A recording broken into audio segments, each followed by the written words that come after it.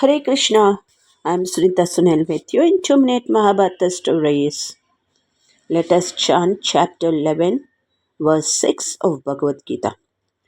Pashyadetyan vasun rudran ashvinau marutastata bahunyadrishtapurvani Pasyascharyaani Bharata. Sri Krishna tells, O Bharata, to Arjuna, behold the Adityas, Vasus, Rudras, Ashwins, and Maruts, seen many wonder never seen before. Krishna is showing Arjuna the cosmic assembly of divine beings. The translation is, Arjuna's eyes widen as he sees the Adityas, that is, 12 sun-like gods, Vasus, that is, 8 nature deities, Rudras, that is, 11 fierce forms, Ashwins, that is, twin healers, and Maruts, that is, storm gods.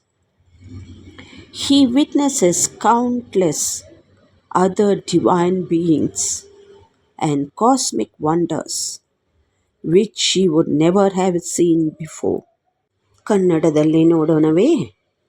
ಅರ್ಜುನನ ಕಣ್ಣುಗಳು ವಿಸ್ತಾರವಾಗುತ್ತವೆ, ಏಕೆಂದರೆ ಅವನು ಆದಿತ್ಯರು ಎಂದರೆ 12 ಸೂರ್ಯನಂತೆ ಇರುವ ದೇವರುಗಳು, ವಸುಗಳು ಎಂದರೆ 8 ಪ್ರಕೃತಿ ದೇವತೆಗಳು, ರುದ್ರರು ಎಂದರೆ 11 ಭೀಕರ ರೂಪಗಳು, ಅಶ್ವಿನಿಗಳು ಎಂದರೆ ಜೋಡಿ ವೈದ್ಯರು ಮತ್ತು ಮರುತರು ಎಂದರೆ ಬೀರುಗಾಲಿ ದೇವರುಗಳು ನೋಡುತ್ತಾನೆ.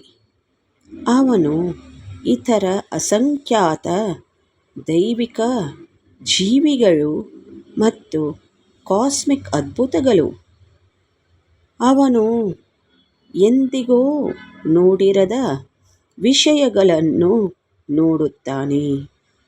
ಅರ್ಜುನನು ವಿಸ್ಮಯಗೊಂಡಿದ್ದಾನೆ. ಮುಂದಿನ ಭಾಗದಲ್ಲಿ ನೋಡೋಣವೇ? ಧನ್ಯವಾದಗಳು.